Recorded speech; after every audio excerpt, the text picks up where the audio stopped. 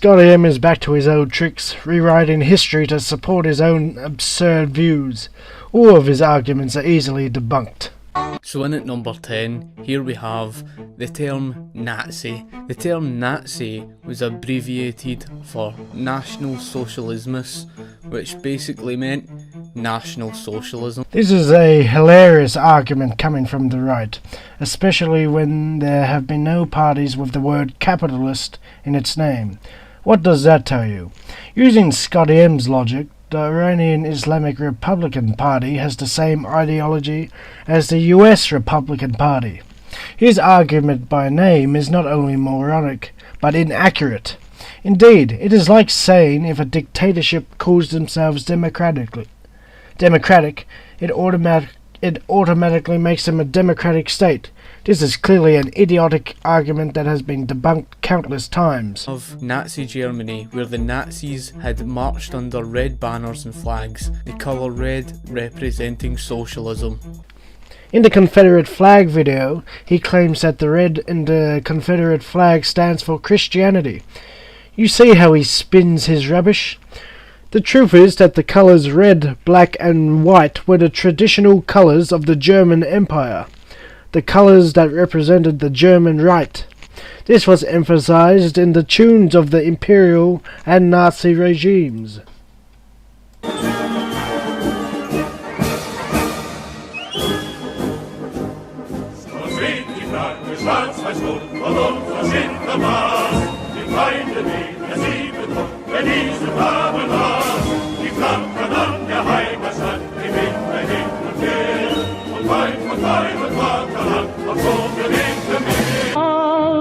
Kreuzfahnen, schwarz, weiß und rot, grüßen und mahnen, seid getreu bis zum Tod. ScottyM is being dishonest, and he knows it. By the way, the Nazis denounced the Reds in their official party anthem.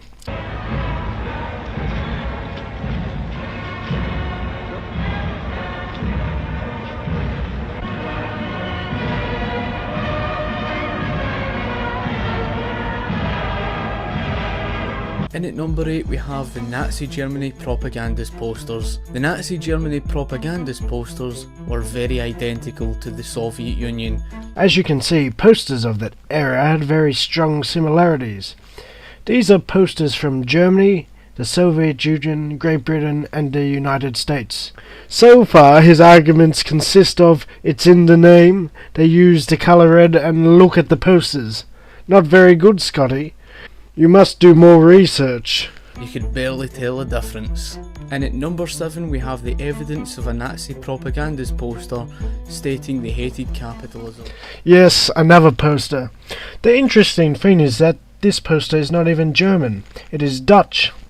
Furthermore, if we are to focus on propaganda, he should mention some German newsreels that praise capitalists like Ferdinand Porsche and Willy Messerschmitt. Stellvertreter des Führers, Rudolf Hess, in den Messerschmitt-Werken in Augsburg über 100 neuen nationalsozialistischen Musterbetrieben die goldenen Fahnen und 3 Pionieren der Arbeit die ihnen vom Führer verliehenen Ehrenzeichen. In seiner Rede sagte der Stellvertreter des Führers, dass die Geschichte dieses Krieges nicht geschrieben werden könne, ohne die Güte der deutschen Waffen zu werten und damit der Frauen und Männer zu gedenken, die diese Waffen schufen. Mit Wirkung vom heutigen Tage hat der Führer zu Pionieren der Arbeit ernannt. Den Reichsleiter für die Presse Parteigenossen Max Ammann, den Reichspostminister Parteigenossen Dr. Wilhelm Ohnesorge und den Parteigenossen Professor Dr. Willy Messerschmitt.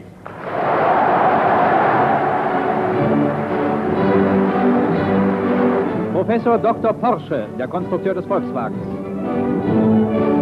Die Betriebsführer und Obmänner der neuen nationalsozialistischen Musterbetriebe erhalten die Ehrenzeichen.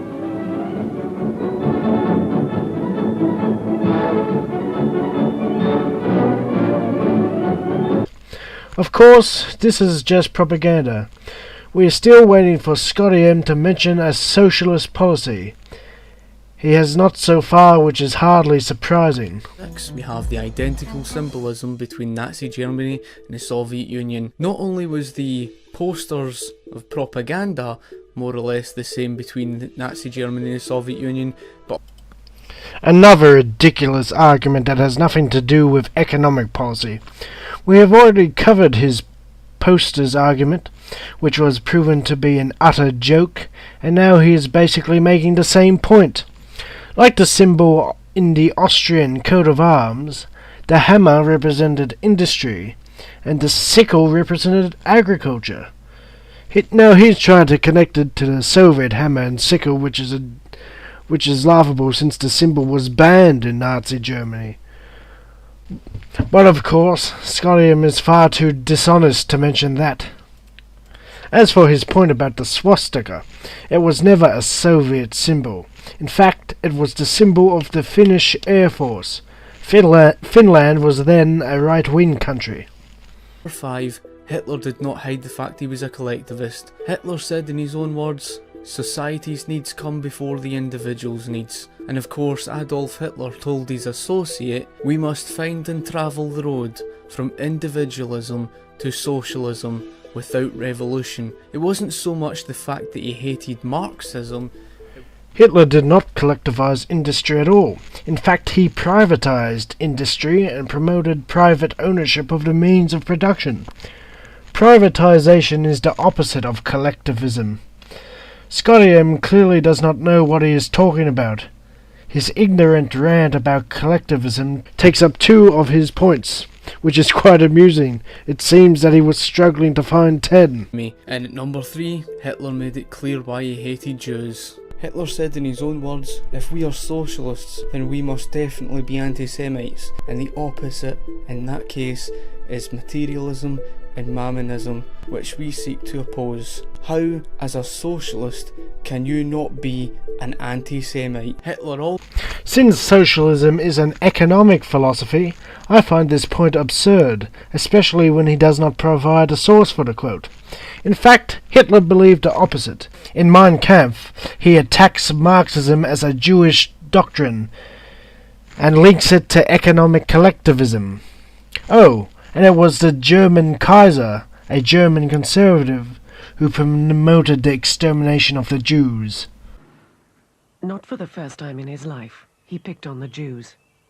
In a letter blaming the Jews for his abdication, he said, "Let no German rest until these parasites have been destroyed and exterminated."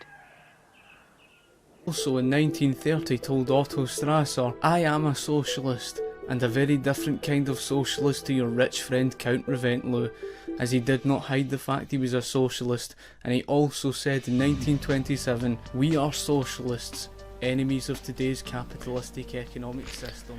Where are your sources for these quotes? Otto Strasser is on record for describing Hitler as a capitalist. He even records Hitler claiming that capitalists have risen to the top and have the right to lead. Your second quote was actually spoken by Gregor Strasser, not Hitler, and there is a primary source to prove it. But of course you prefer to lie to defend your ideology. Number 2, we have Hitler's nationalisation. Hitler nationalised many things. He nationalised education, he nationalised healthcare, nationalised the automobile industry in Austria, he nationalised so many other things such as the churches, the banks. He nationalised radio, newspaper. Notice that ScottyM did not give the name of one company that Hitler nationalised. That is because he knows that he is lying. Hitler privatised banks, shipyards, railway lines, shipping lines, welfare organisations, and I have the sources to prove it. As for German trade unions, Hitler banned strikes and collective bargaining, just like every right-wing government wants to do. Labour Front. And number 1, the one you hear about all the time, the Nazis had the socialists and communists sent to concentration camps to die. The fact of the matter is, Adolf Hitler was not an anti-socialist, he was just someone who wiped out his competition, and that is more or less all it was. Hitler was a right-wing anti-communist.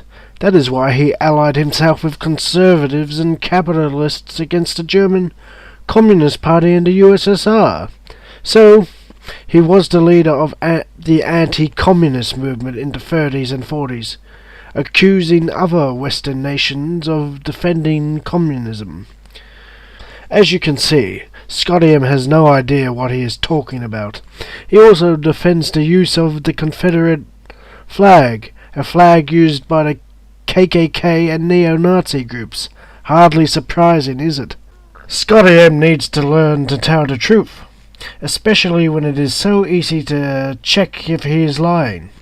Start telling the truth, and stop letting your silly ideology distort your vision.